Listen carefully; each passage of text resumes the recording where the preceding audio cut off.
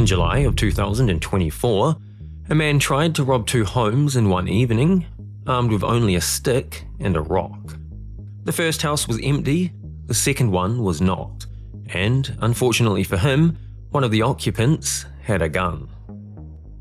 A coastal city known for its beaches, historic landmarks, and the laid-back vibe of Southern California, Oceanside isn't the kind of place one expects to be burgled by someone equipped like a caveman. However, Oceanside's prehistoric crime wave had apparently begun. According to the New York Post, on the 29th of July 2024, an unnamed 22-year-old man broke into a home on Diamond Circle in Oceanside, armed with nothing more than a rock and a wooden stick. Fortunately for him, no one was home and he made it out unchallenged. Undeterred, he decided to burgle another.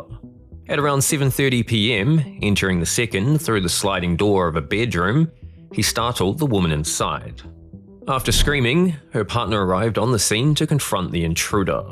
The burglar, at this point, threw the rock and hit the homeowner in the face. But, as the old saying almost goes, sticks and stones may break my bones, but a bullet to the chest might kill you. The homeowner, unimpressed by the situation, grabbed his firearm and fired it 3 times, hitting the suspect square in the chest. Police arrived on the scene shortly after and attempted CPR. However, the 22-year-old would-be burglar was pronounced dead shortly after. In January of 2025, an OnlyFans star fell 8 stories while filming an X-rated scene with 2 gentlemen on the balcony of the Mont Blanc Apart Hotel in Rio de Janeiro, Brazil. It didn't end up being the scene they planned to make, but it was the one everyone will remember. 27-year-old Brazilian adult film star Ana Beatriz Pereira Alves, better known as Ana Polly on OnlyFans, had built an online following through her raunchy adult content and an active presence on Instagram. Known for her enthusiastic personality, she had earned a name for herself in Brazil's online creator scene.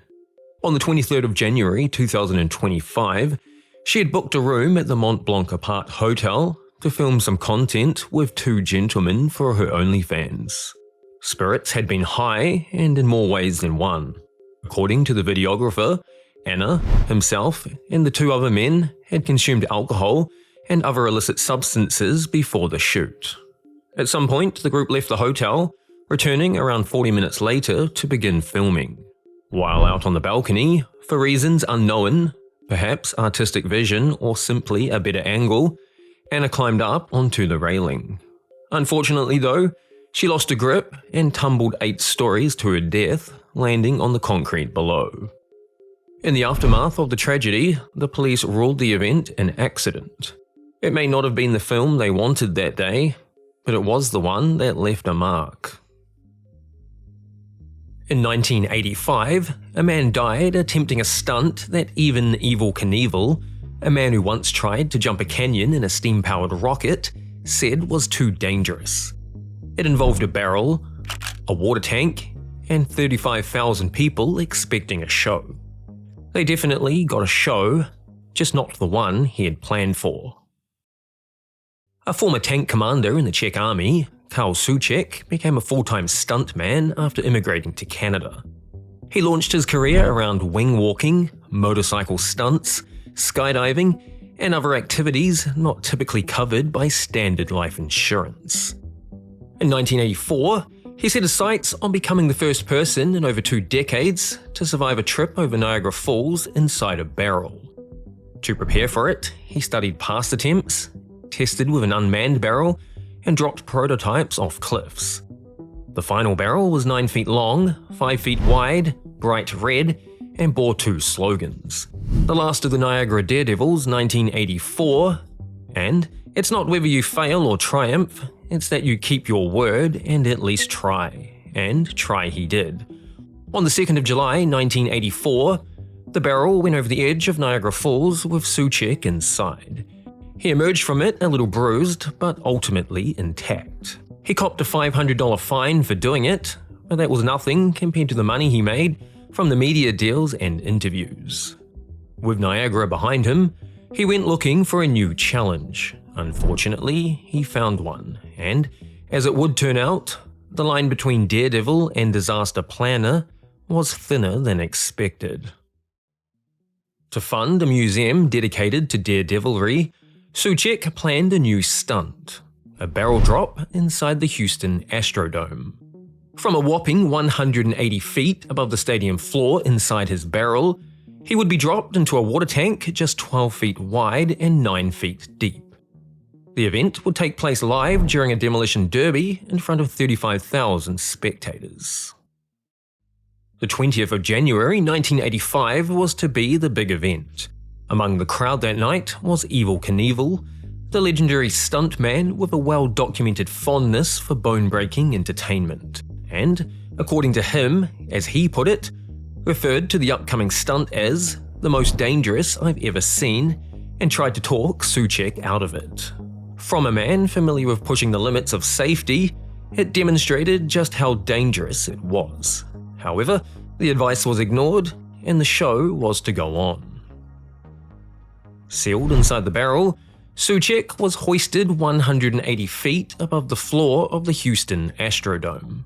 However, almost immediately, the barrel began to spin, and while workers attempted to steady it, they had no luck. According to one crew member, the crowd was getting so impatient they dropped it anyway. Unfortunately though, it veered off course and unceremoniously struck the side of the tank with the stuntman inside. Unconscious but still alive, he was rushed to the hospital where he died shortly after. News of his death wasn't announced to the crowd and the show continued.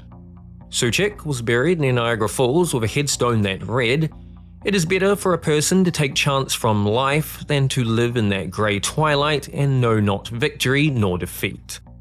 A fitting quote, although in this case, the defeat had been fairly obvious. Of the 4 people killed by an orca whale in captivity, 3 of them had one thing in common. They all met Tilikum. 2 were trainers, 1 was not. In 1999, a man climbed into his tank for fun. It did not end well. Born in 1981, Tilikum was snatched from the waters of Iceland while swimming with his mother 2 years later and introduced to the magic of concrete enclosures. In 1984, he wound up at Sealand of the Pacific in Canada, where he lived with 2 older females who bullied him. He spent the next 8 years being harassed and bitten on a bad day. A good day was circus tricks for screaming kids in a swimming pool barely big enough to turn around in. In 1991, bullied and no doubt bored after almost a decade in a fishbowl, he unleashed his frustrations when a 20-year-old part-time trainer slipped and tumbled into his pool. After dragging her under, he refused to let go. Sealand was shut down not long after her death, and Tilikum was shipped off to SeaWorld in Orlando. Swapping an undersized tank for another, this one, however, came with corporate branding, a gift shop, and some legal disclaimers. Tilikum settled into his new role as a crowd favourite, while SeaWorld settled into theirs, pretending he wasn't already a known risk.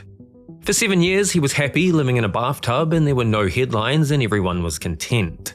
That was, however, until one man did something a little silly. On the night of July 5th, 1999, 27-year-old Daniel Jukes of South Carolina stayed behind at SeaWorld after closing. How he managed it is anyone's guess, but at some point during the night, he made his way past the security barriers, climbed over a 3-foot fence, several railings, and found his way into the tank that housed Tilikum, the 12,000-pound apex predator with a chip on his shoulder. What happened next, officially at least, remains a mystery.